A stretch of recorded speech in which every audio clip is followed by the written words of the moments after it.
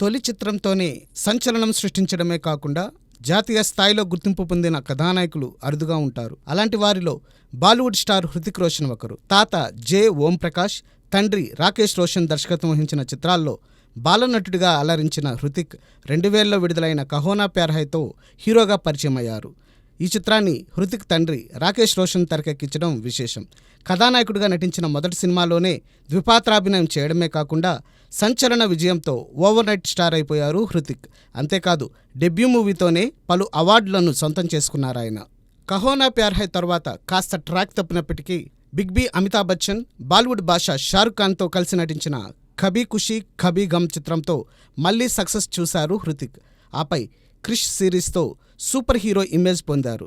అలాగే ధూమ్ 2, జోధా అక్బర్, జిందగీ నా మిలేగా దుబారాతో మంచి విజయాలు చూశారు. అదేవిధంగా అగ్నిపథ్, సూపర్ 30, వార్ చిత్రాలు సైతం అభిమానుల్ని అలరించాయి. ప్రస్తుతం హృతిక్ నటిస్తున్న ఫైటర్ రిపబ్లిక్ డే వీకెండ్లో రాబోతోంది. అలాగే యంగ్ టైగర్ ఎన్టీఆర్తో కలిసి నటిస్తున్న వార్ 2 వచ్చే ఏడాది తెరపైకి వస్తుంది. ఈ జనవరి 10తో అర్ధశతకం పూర్తి చేసుకుంటున్న హృతిక్ భవిష్యత్తులో మరిన్ని విజయాలతో ముందుకు సాగాలని ఆకాంక్షిద్దాం.